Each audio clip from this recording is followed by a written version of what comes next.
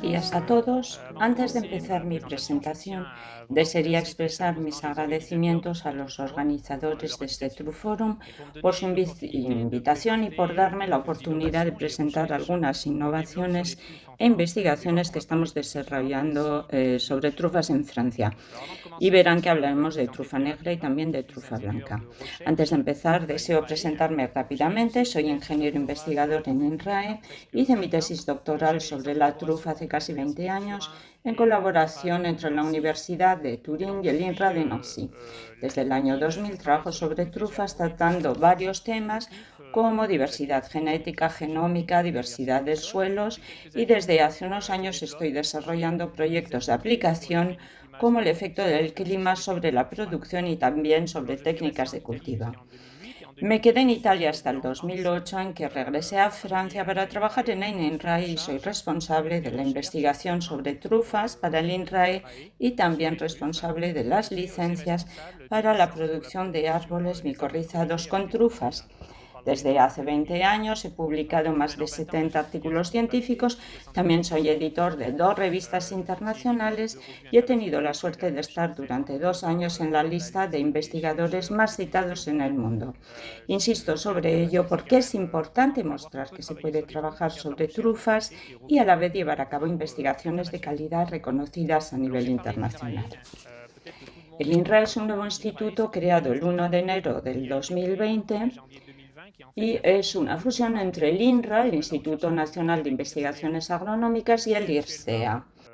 Actualmente es uno de los mayores institutos del mundo en cuanto a investigación sobre agricultura, alimentación y medio ambiente, con más de 11.000 empleados. Además, tenemos la oportunidad de tener un presidente, Philippe Maugin, gran conocedor y que valora particularmente las trufas.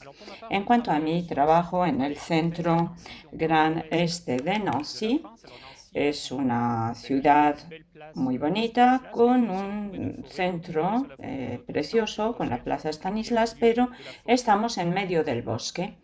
Trabajo en el equipo ecogenómico de una unidad que se llama Interacción Árbol Microorganismos y intentamos en esta unidad entender mejor las interacciones entre especies en los bosques. Trabajamos sobre la interacción entre árboles, pero también con los microorganismos como hongos y bacterias. Trabajamos sobre todo sobre hongos. Ya saben que en el bosque hay hongos de distintos tipos, parásitos que degradan la materia orgánica, como podredumbres blancas o podredumbres pardas.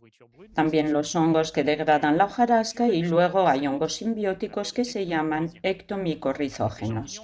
Estos hongos son particularmente importantes porque representan para el árbol un kit de energía, ya que el hongo en el suelo va a extraer agua, nitrógeno y fósforo que va a dar al árbol, y a cambio el árbol, que sintetiza azúcares y carbono en sus hojas para la fotosíntesis, dará sus azúcares a los hongos, es decir, que es un beneficio recíproco. Tienen aquí una figura de una micorriza, es decir, una asociación entre el hongo y su raíz.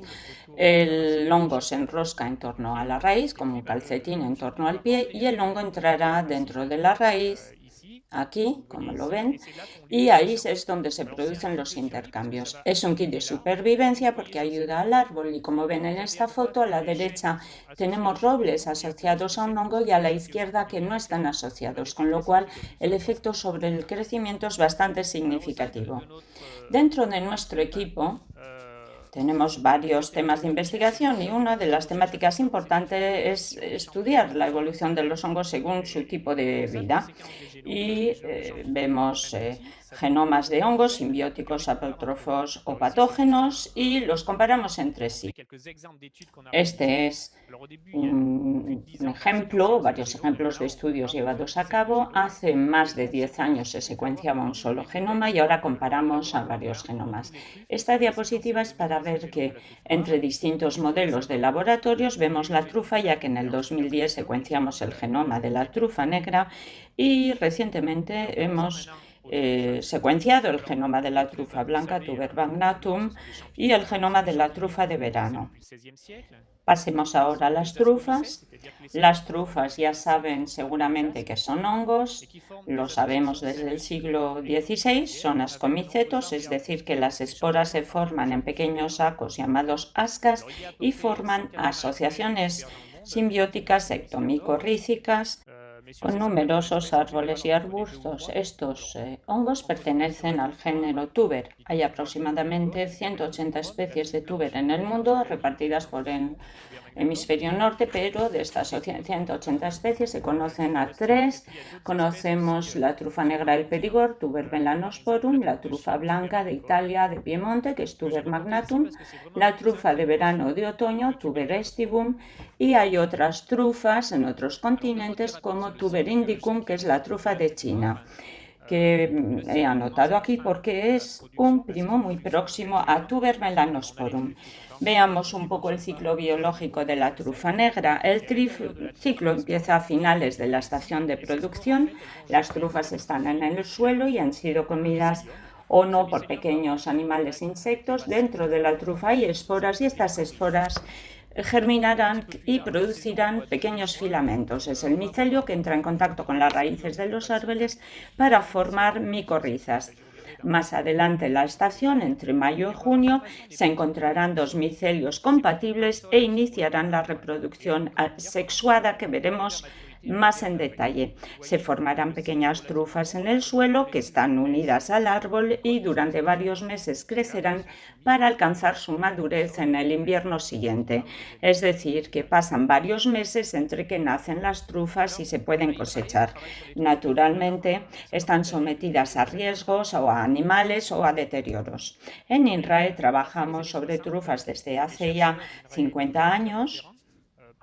A finales de los años 60, los investigadores de INRAE de Clermont-Ferrand, para responder a la disminución de la producción francesa de trufa debido a factores societales, decidieron dedicar recursos para intentar desarrollar el cultivo de la trufa. Este cultivo se basa sobre la asociación en condiciones controladas de jóvenes árboles con hongos, es decir, plantas micorrizadas. Se desarrolló a principios de los años 70 en el INRA de Clermont-Ferrand. Este conocimiento en INRA dio lugar a la creación de una sociedad privada que se llama Agritruf, creada para utilizar este conocimiento bajo forma de licencia. Empezó en 1972 y los primeros plantones empezaron a vender en 1973. En el 96 se liberó la licencia y entraron a formar parte de ella los viveros Gauvin. Actualmente tenemos 2 viveristas con licencia trabajando con INRAE para la producción de plantas micorrizadas por trufa negra y desde el 2010 tenemos una nueva licencia con los viveros Gauvin para la producción de Tuber magnatum. Desde hace 50 años los 2 socios de INRAE han vendido un poco más de 5,6 millones de plantones, es decir, que representan unos 2/3 del mercado francés. Se plantan en Francia 1.000 hectáreas de nuevas plantaciones al año, la trufa negra se cosecha en 80-90%, y las plantas micorrizadas y las plantaciones han permitido estabilizar, incluso salvar la producción, porque si no, no quedaría trufas en Francia. Y es importante decir que aunque se planten 1.000 hectáreas por año, estamos muy lejos de las superficies que había en el siglo XIX. Había 100 o 500 veces más superficies, con lo cual ahora lógicamente hay menos producción. Unas palabras sobre los plantones micorrizados y la micorrización. El principio es sencillo. Sobre el papel se toman trufas, se ponen en un sustrato, al lado se colocan plántulas y se ponen en contacto las esporas que han germinado en el sustrato en contacto con las raíces para que se produzca la simbiosis. Se quedarán durante meses en pequeños frascos en los invernaderos, luego se formarán las micorrizas y, si se puede observar, estas micorrizas unos meses después. Si las plantas han sido correctamente micorrizadas, se pueden vender. Muestro esta diapositiva para insistir sobre un punto muy importante, que es el control. Como INRAE tenemos dos niveles de control con los viveristas. En primer lugar, se controla 100% de las trufas utilizadas como inóculo y se hace un control de ADN del 100%. Es importante asegurarnos de que se utilizan las trufas correctas. Si se habla de trufa negra, debemos asegurarnos de que no se trate de tuber brumale o tuber indicum, todavía peor. El control morfológico lo harán los viveristas y luego INRAE un control de ADN. En una segunda etapa se hará un control morfológico de la tasa de micorrización. Si se trata de trufa negra, se hace un muestreo en los invernaderos para ver el sistema radicular y se valora si hay suficientes micorrizas o no para poder venderlas. Insisto mucho sobre el aspecto de control que debe ser sistemático. Sé que en Francia es casi siempre así, pero no en todos los países. En Francia hay dos organismos que controlan INRAE para Gris-Truffe y Robin, y además hay unos 15 viveristas controlados para el Centro Técnico Interprofesional de Frutas y Hortalizas. Actualmente la producción de trufa negra se basa sobre plantaciones. En estas plantaciones, para poder cosechar las trufas, hay dos bloqueos que deshacer. El primero será el inicio de la reproducción sexuada, porque si no, no se producirán trufas luego, pero el segundo bloqueo también es importante porque será llevar todas las trufas que han nacido hasta la madurez. ¿Qué factores influyen sobre estos dos bloqueos? Se piensa siempre en la temperatura, el agua, pero en realidad en el primer bloqueo no sabemos qué influye sobre él, pero veremos en unos instantes qué ocurre con el segundo bloqueo. Veamos primero qué se sabe sobre la reproducción sexuada y su inicio. Es una temática con la genómica, genética y ecología que interesa mucho a los investigadores en Francia. Hemos publicado varios artículos en el INRAE de Nancy o en el Museo de Historia Nacional de París en el equipo de Marc-André Sellos.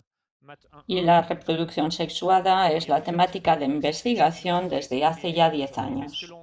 ¿Qué sabemos de la reproducción sexuada sobre las trufas?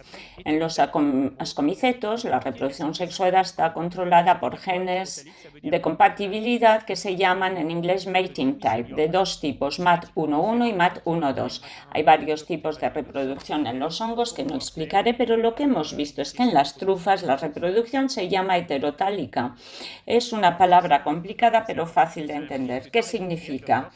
Que para que se produzca reproducción, dos micelios genéticamente diferentes, uno con el MAT1.1 y otro con el MAT1.2, se encuentren e inicien esta reproducción sexuada. Esto es importante porque implica que en las truferas deberán encontrarse dos individuos compatibles para iniciar esta reproducción sexuada. Lo presento también porque es una buena forma de poner de relieve la innovación. Lo que se puede hacer con la trufa es una transferencia de cosas muy teóricas hasta el desarrollo de una herramienta utilizada por los truficultores. De hecho, cuando en el 2010 se secuenció el genoma de la trufa negra, se identificaron entonces los genes de compatibilidad MAT1.1 y MAT1.2 y se desarrolló un protocolo para identificar estos dos genes. Se patentó con los colegas italianos del CNR de Perugia y esta patente dio lugar a una licencia de know-how con una sociedad que se llama MICE, que está comercializando un kit de diagnóstico, es decir, que en 5 años pasamos del laboratorio, el ordenador, a un kit comercializado.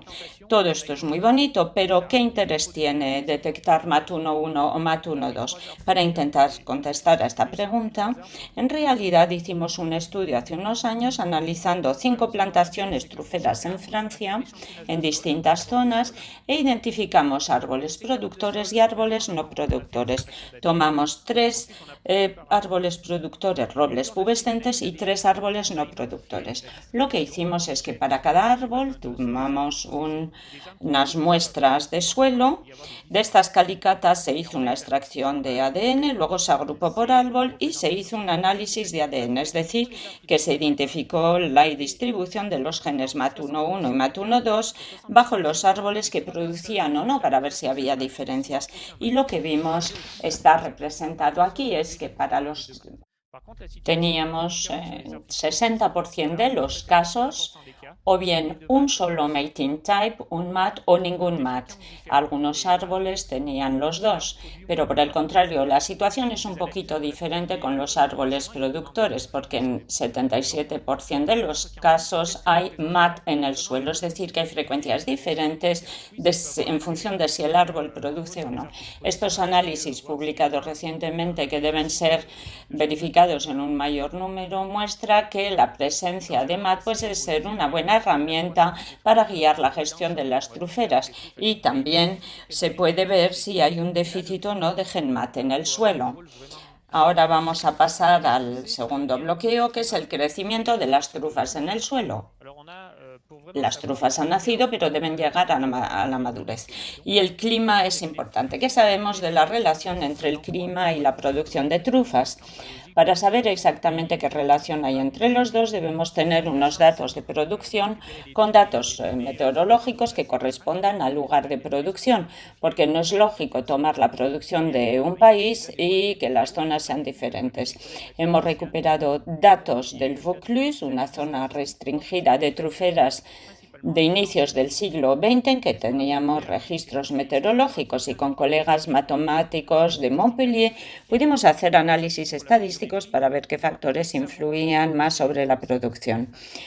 El aspecto estadístico es muy complicado de este gráfico, pero aquí vemos que para la pluviometría, en cuanto aumenta, tiene un efecto positivo, es decir, que cuanto más pluviometría hay, más positivo es de abril a agosto, y cuanto más pluviometría hay en septiembre-octubre, más negativo es. Lo mismo para la temperatura, si es alta tiene un efecto negativo sobre la producción.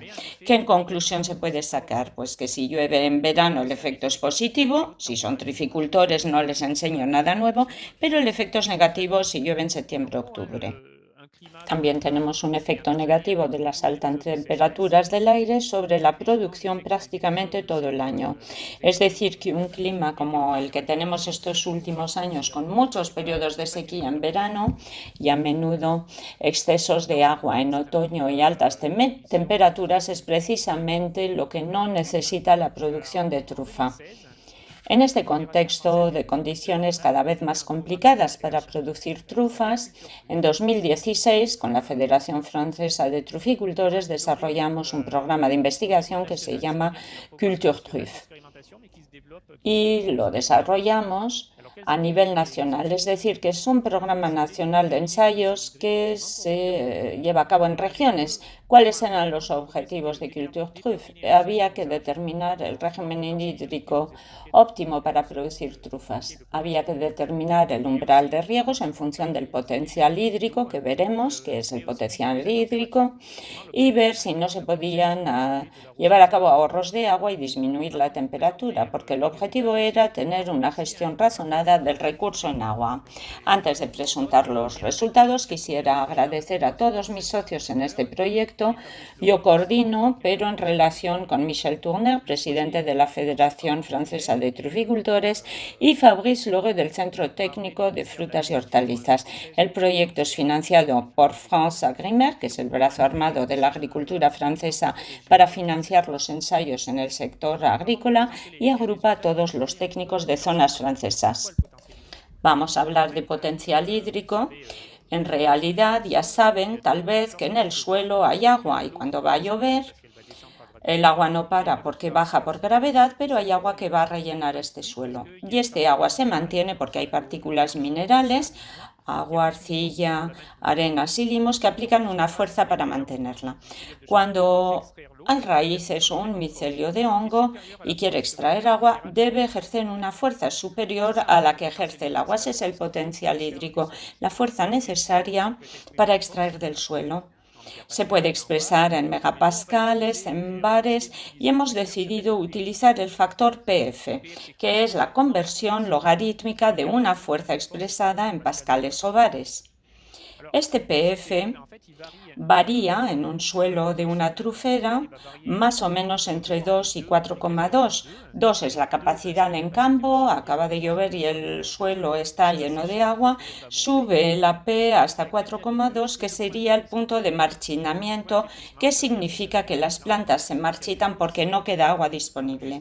Si conocen los valores de fuerza, un pF de 4,2 corresponde a 16 bares, es decir, que es una fuerza muy importante.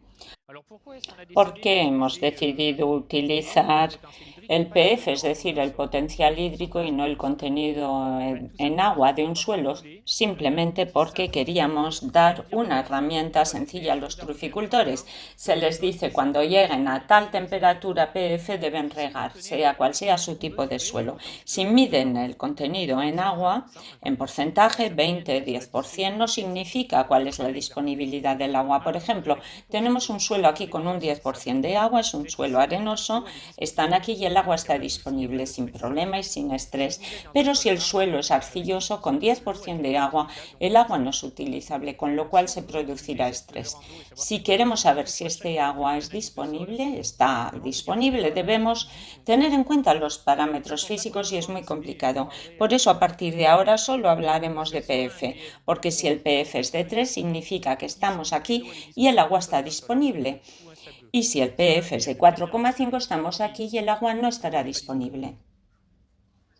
¿Cómo podemos medir este potencial hídrico? Tenemos un cierto número de sondas que pueden hacerlo. Encontrarán sondas tensiométricas fácilmente en Internet que miden el potencial hídrico, pero cuidado porque la lectura es distinta de una a otra. Estas sondas, incluso para jardinería, leen hasta un pF de 2,7, las Watermark hasta un pF de 3,3.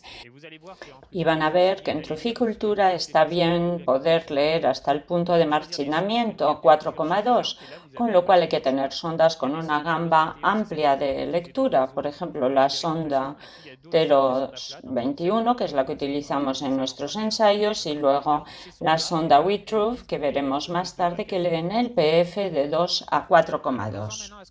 El proyecto de ensayo nacional de Kurtulstruff se ha hecho en dos fases, una de 2016 a 2019 y otra de 2016 a 2022.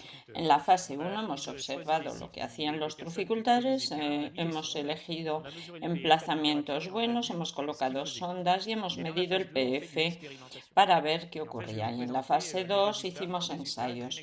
Presentaré los resultados de un ensayo que estamos llevando a cabo desde el 2019. Los emplazamientos aquí tenemos en distintas zonas de Francia. Trabajamos sobre todo sobre Tuber melanosporum, pero tenemos otros emplazamientos de trufa de verano, Tuber estivum, y 3 emplazamientos de Tuber de otoño, Bar uncinatum. Veremos los resultados obtenidos en Charente, en el oeste de Francia, sobre Tuber melanosporum.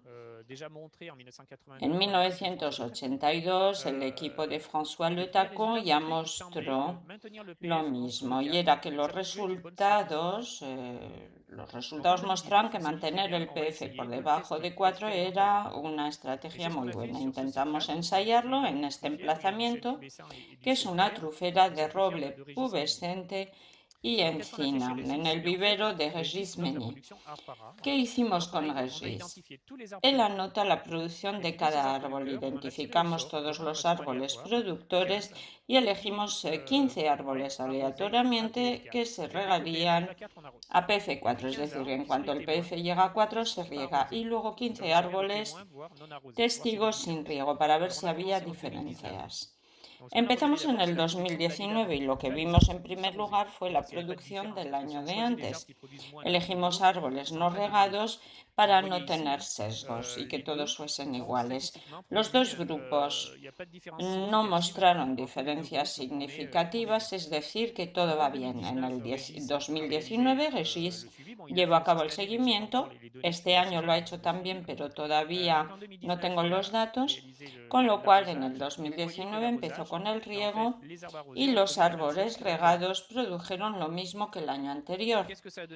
¿Qué produjeron los testigos? Están aquí. Los testigos produjeron menos estadísticamente que los 15 árboles regados. Es decir, que los 15 árboles regados produjeron 4 kilos de trufas y los no regados 900 gramos. Lo que es interesante es que si se relaciona por hectárea, los 15 árboles regados, si se consideran 15 árboles por hectárea, el rendimiento sería de 70 kilos por hectárea, pero los árboles no regados dan un rendimiento de 15 kilos por hectárea. Es interesante porque es superior a cualquier media nacional que encontramos en cualquier país con datos normales. Y nos encontramos en un contexto climático de 40 días. Con periodos de lluvia durante unos días, una semana sin nada, en fin. No quiere decir que porque no se riegue no haya trufas, pero depende del clima. Si durante 3 meses no llueve, no habrá trufas, pero el hecho de regar permitirá obtener más trufas, o por lo menos salvarlas. He intentado presentar esto en la diapositiva. ¿Qué ocurre si se riega o no? Aquí, por ejemplo, en un metro cuadrado hay un número de trufas determinado que nacerá en junio. Si se riega, no habrá estrés debido a sequía, con lo cual las trufas, algunas morirán porque pierden la unión con el árbol, por la temperatura, por un insecto que se las come, en fin, al final habrá cierto porcentaje, pero las que se pierden no se van a perder porque no hay agua, pero si no se riega, ¿qué ocurre? Aquí sí que dependemos de la estación, porque si hay agua cada 10 días todo el verano, todo va bien, pero si se produce una sequía, por ejemplo, 2 semanas con PC4, luego llueve, luego otras 2 semanas de sequía, es decir, que se van perdiendo poquito a poco las trufas y, según la intensidad del estrés, en este caso he dejado a 3 trufas, pero según la lluvia o la sequía puede haber más o menos trufas. No porque se rieguen se va a perder toda la producción. Hay gente que dice, yo no riego y tengo 3 o 4 trufas. Sí, muy bien, tiene 3 o 4 trufas, pero si hubiese regado probablemente tendría más. Es decir, que el riego permite salvar trufas que se perderían con la sequía, pero es un parámetro más. Lo siguiente que hacemos en CultureTruf, antes he comentado que las temperaturas podían tener un papel, con lo cual trabajamos sobre sistemas que permiten conservar el agua en el suelo, porque todo el mundo puede regar, pero es bueno ahorrar el recurso en agua, que cada vez es más escaso. Por eso trabajamos sobre sistemas de sombreado acolchado con distintos sistemas que consisten en colocar ramas, baja, tela de saco, sombreado. En el 2019 se colocó un sombreado acolchado en unas decenas de árboles y teníamos los testigos. Colocamos sondas para seguir el pH y la temperatura bajo los árboles, con o sin sombra. Es lo que tenemos aquí. El efecto de la temperatura en la zona d'Ardèche en el sur de Francia. Tenemos una diferencia de temperatura entre el testigo y bajo la sombra. Vemos que la zona de sombra aquí es un sombreado de Aratruf que vi en Italia, permite disminuir la temperatura de 7 a 8 grados. Es importante porque la temperatura en el suelo aquí sube en verano a más de 35 grados y con el sombreado se queda en 25. Aquí tenemos en l'Ardèche con tela de saco y vemos que el testigo aquí nunca subió por encima de 25 grados, no hizo bastante calor para que subiese. ¿Qué ocurre con el ahorro de agua? En cuanto al pH en el suelo, aquí en l'Ardèche tenemos dos curvas testigo. Tenemos un pequeño desfase, pero es mínimo, pero con la tela de saco tenemos un efecto y el trificultor para mantener el pH inferior a 4 para los testigos, regó una vez y bajo la tela de saco menos y consiguió mantener el PF inferior. En cuanto al sombreado, en la Ardèche no teníamos efecto y aquí en el departamento de Aude, en el sur de Francia, tenemos el mismo efecto con un desfase de 5 o de 12 días, entonces es diferente en función del clima y el tipo de suelo. Las primeras conclusiones que tenemos del 2019, espero la producción de este año, es que los resultados pueden ser muy diferentes según el tipo de suelo, pero para la temperatura podemos bajar hasta 8 grados. El efecto es más limitado en el emplazamiento del Ardèche, pero es importante en l'Aude, y en cambio la tela de saco tiene cierto interés para el PF y el ahorro en agua. Sobre todo, debemos confirmar los datos de otros emplazamientos y ver también los datos de producción y qué trufas se cosecharon. No podemos hablar de ahorro de agua sin hablar de retentores de agua, porque se nos piden y cuando mi colega Cyril y a mí nos preguntaron, estudiamos las autorizaciones de comercialización. En Francia, todos los productos para poder ser utilizados y comercializados deben hacer una petición al ANSES que autoriza su comercialización. De momento, ninguno de estos hidrorretentores está autorizado a colocarse en la naturaleza o en contacto de cualquier producto alimentario. Es decir, que en Francia actualmente los hidrorretentores no se pueden utilizar en truficultura. Hay que retener en cuanto a este aspecto de gestión de agua que para Tuber melanosporum hay que impedir que el PF baje por debajo de 4, por ello el interés de utilizar sondas para gestionar el agua y también para limitar la cantidad de agua es importante utilizar estas sondas y también es importante tener cuidado con las lecturas, tienen que leer hasta PF4. Pienso que la utilización de sondas se debe generalizar en truficultura. Hace años que mostramos estos resultados en Francia, pero nos hemos dado cuenta de que las sondas que utilizamos en nuestra red y que funcionan muy bien y miden la temperatura y el PF son bastante caras. 280 € la sonda, 600 la grabadora y unos 180 € por año para acceder al servidor. Eso es muy caro y la mayoría de los truficultores no tienen medios.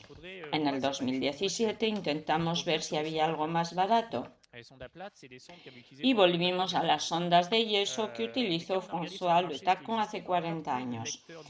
Pero en el mercado los lectores no eran directos para el PF ni había grabadora de uso fácil, con lo cual desarrollamos un programa de investigación en Nancy, en nuestro laboratorio de excelencia, y queríamos conseguir un lector y una grabadora que leyesen directamente el PF de uso fácil y asequible para los truficultores, con lo cual en RAE pudimos desarrollar un prototipo de lector y grabadora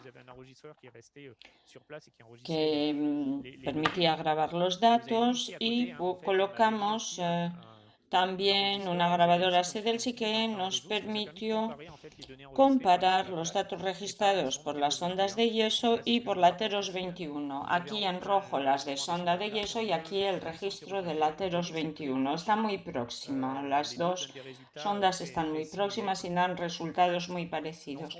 Podemos concluir que las sondas de yeso son tan fiables como las sondas Teros 21. Y después de haber desarrollado estos prototipos, desarrollamos una licencia de know-how entre INRAE y Wycliffe para comercializar un lector y una grabadora. he hablado de Wheatrough. ¿Qué es Wheatrough? Es una startup fundada en el 2019 de la que soy cofundador con Flora Todesco, que es la presidenta. El objetivo de Wheatrough es proveer en innovaciones al servicio de la truficultura, y Wheatrough nació para valorizar las innovaciones tecnológicas desarrolladas en INRAE. Tenemos 2 licencias de know-how con INRAE. La primera con un kit de diagnóstico de ADN con gran velocidad y que permite tratar 1000 trufas negras diarias, y luego la herramienta de gestión de riego, que es una versión comercializable del prototipo desarrollado en INRAE que se llama PF Tracer, a un precio más asequible que el Teros 21 y lo que utilizamos en nuestra red. Y la segunda razón de ser de Wheatrough es proponer servicios relacionados con la truficultura, asesoramiento y consultoría, y también formación. Hemos desarrollado webinarios, formaciones en línea, científicas y a demanda. Por ejemplo, este año tenemos una serie de 21 webinarios que empezaron en enero con diversas temáticas que van del tamaño del árbol a la biodiversidad o a la trufa blanca. Esto me permite, después de haber hablado mucho de trufa negra, de enlazar el tema y hablar un poco de trufa blanca. He dicho que la trufa negra, la producción se basaba sobre plantaciones a partir de árboles micorrizados. Pero ¿qué ocurre con la trufa blanca? En primer lugar, hay que saber dónde encontramos Tuber magnatum. Se recoge en Italia, en todas sus regiones, y también en los Balcanes, en la ex Yugoslavia, Bosnia, Serbia, Croacia, y también en Rumanía, Hungría, en Bulgaria y hasta en Grecia. Hasta ahora se recolectan espacios boscosos que pueden ser gestionados por el hombre. De hecho, en Italia visité truferas mantenidas para conservar una producción, pero prácticamente no se recolectan. En principio eran plantaciones con árboles micorrizados. ¿Qué podemos decir sobre el cultivo de Tuber magnatum? Los colegas italianos en los años 80-90 trabajaron mucho e intentaron micorrizar estos plantones. Vendieron 500.000 plantones micorrizados, pero quedan 15 o 20 años después, prácticamente no quedan trufas, y las que quedan a lo mejor estaban ahí de forma natural. Hay algo que es muy importante en este aspecto, y es que las primeras descripciones morfológicas que permitían identificar a las micorrizas eran erróneas, no era la especie correcta, con lo cual entre los 500.000 plantones vendidos en Italia, aunque se controlasen, las personas seleccionaban micorrizas de otra especie que la trufa blanca. Hubo que esperar a finales de los 90, principios del 2000, para tener una descripción real de las micorrizas de trufa blanca. Y esto gracias a los análisis a nivel de ADN. Ese es un primer punto. El segundo es que Tuber magnatum, contrariamente a Temen nanosporum, cuando vamos a una trufera en producción se recogen raíces y es muy difícil encontrar micorrizas. Lo hice durante mi tesis muestreando más de 2000 micorrizas y encontramos 2. Es decir, que es una especie que produce menos micorrizas, no sabemos por qué, con lo cual es más difícil producir plantones micorrizados. Y además, con la trufa negra se conoce mucho menos la ecología que la trufa blanca. ¿Cuáles son los retos cuando se quiere producir una trufa? Es lo mismo para la trufa negra. En primer lugar, hay que producir plantones micorrizados. El segundo reto es que la trufa debe conservarse cuando se plante, porque aunque se ponga un plantón bien micorrizado, luego puede desaparecer la trufa y no sirve. Y el tercer punto es que se produzca la fructificación. Vamos a ver estos tres puntos. Desde el 99, un programa de investigación iniciado por los viveros Robin y el INRAE tenían como objetivo producir plantas micorrizadas con T. magnatum. Los primeros plantones se produjeron en el 2003 confirmados por ADN y en el 2008 se comercializaron los plantones con una licencia de know-how entre INRAE y Robin, con un control de INRAE. Esto es importante e insisto, en el caso de Tuber magnatum tenemos un control un poco diferente del de Tuber melanosporum. Naturalmente se controla el inóculo como para melanosporum y luego hay un doble control, incluso un triple. El primero lo hacen los viveristas que revisan sus plantones para ver si tienen micorrizas, así preseleccionan. Luego nosotros como INRAE verificamos en los viveros que efectivamente haya micorrizas a nivel morfológico y vamos a tomar de cada plantón una micorriza para poder hacer un análisis de ADN, es decir, que para poder venderse el plantón debe tener una descripción morfológica de micorrizas y una amplificación de ADN. Eso significa que todos los plantones vendidos por Pépinière Robin con licencia de INRAE han sido controlados en su totalidad.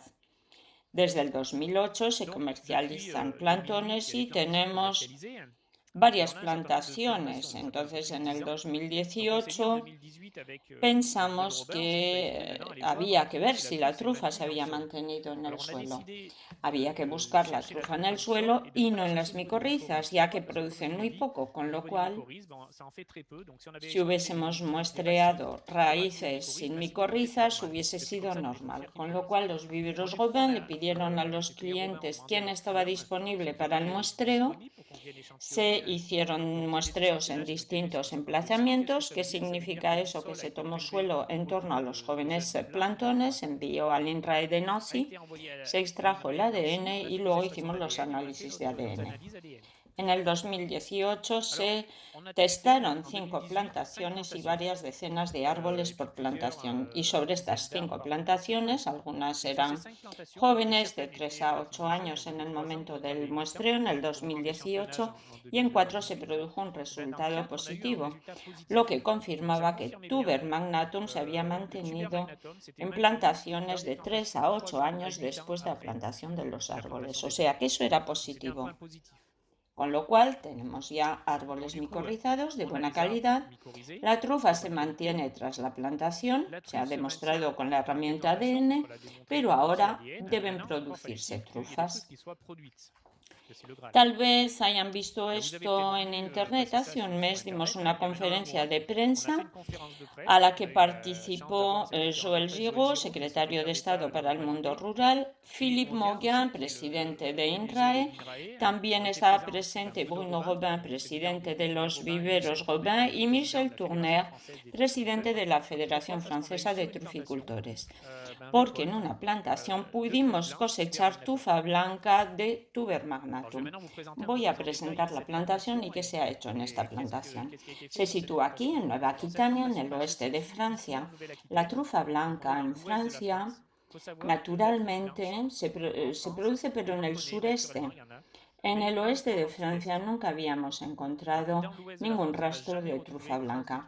Esta plantación se sitúa a 80 metros por encima del nivel del mar, tiene una pequeña pendiente, es un entorno agrícola, sin bosques, y los anteriores cultivos eran de pastos y alfalfa, alrededor son todos cereales y 52 árboles Quercus pubescens fueron plantados en 4 por 6 metros. Esta es una plantación al principio, bajo lona negra, en el 2015, y aquí abajo, 5 años después, vemos los árboles en el 2020. He resumido en esta diapositiva el itinerario técnico que aplicaron los truficultores. Se plantó en el 2015 colocando protección aérea contra la caza menor. Se cubrió el suelo con cubiertas negras de 80 micrómetros, se retiró el acolchado en abril del 2018. En cuanto a los trabajos del suelo, mientras duró el acolchado, pasaban cada mes entre hileras con un vibrocultor de discos. A partir del 2018 solo se hizo un laboreo con el vibrocultor de discos y una grada rotativa. En el 2018 se instaló un sistema de riego y empezaron a regar en el 2019 con 3 riegos de 15 milímetros y 9 de 25 en el 2020. Se podaban las ramas cada año desde el 2018 y se empezó la inoculación en el 2020. Para darles una idea del seguimiento del PF y de la temperatura del suelo en esta localización, instalamos en junio del 2020 sondas, las sondas Teros 21. Aquí vemos la temperatura en rojo, una sonda hacia el suroeste y otra en verde hacia el noreste. Podemos tener hasta 5 o 6 grados de diferencia entre el norte y el sur del árbol, no lo he dicho, y por eso muchos truficultores solo recogen trufas en la parte norte del árbol debido a la sombra que se produce. Lo importante en esta plantación es que nunca se superan los 25 grados, incluso en el norte estamos en torno a 20 grados. En cuanto al PF, está en azul hacia el suroeste y en negro hacia el noreste, y vemos que sube por los riegos, pero nunca superó 3,5. De hecho, casi siempre es inferior a 3, lo que significa que siempre tiene agua. Es importante porque Tuber magnotum teme más la temperatura que teme el Anosporum. Y en esta localización la temperatura media ha sido de 20 grados con un máximo de 25 y con agua siempre disponible. Es decir que son parámetros de agua y temperatura que parecen convenirle a Tuber magnatum. Aquí tenemos el plano de cómo se plantó la trufera con 36% de resultados positivos de ADN en el suelo. Y 2 años después muestreamos en junio de 2020 y 60% de los árboles dieron un resultado positivo de ADN en el suelo, es decir que entre el 2018 y el 2020 se produjo una colonización de Tuber magnatum. ¿Qué ocurrió con la producción? Se recogieron 3 trufas en el 2019, bastante increíble porque en 4 años y medio se recogieron 3 trufas. Y en 2020 4 trufas. Debo decir también que con mi colega Shirilbach fuimos a recoger una trufa en septiembre de 2020. Actualmente estas trufas han sido recogidas bajo 5 árboles. Hay 2 árboles que han producido solo en el 2019, 2 en el 2020 y un árbol que ha producido tanto en el 2019 como en el 2020. Es decir, que para Tuber magnatum tenemos ahora plantones micorrizados de buena calidad. Tuber magnatum se puede mantener en el suelo, pero hay que elegir bien sobre qué suelo se va a plantar, y tenemos en un emplazamiento una producción, es decir que es posible la producción de Tuber magnatum. De hecho, es la primera vez que se recolecta en una zona en que no está presente esta trufa. Para terminar mi presentación, deseo dar las gracias a todos aquellos que participan en estos proyectos. Clément Shirilbach, que trabaja mucho sobre los cultivos de trufas conmigo. En cuanto a Tuber magnatum, agradezco a los propietarios de la trufera que nos dejan su campo y luego los viveros Gaudin con los que trabajamos con Culture Truf, y todos los demás socios. Con esta presentación mi objetivo era ver una panorámica de las investigaciones que se están llevando a cabo en Francia sobre trufas. No he sido exhaustivo, ya que no he tenido tiempo de desarrollar otras investigaciones. Si tienen preguntas, no duden en contactarme, ya que en la primera página tienen mis datos. Les agradezco su atención.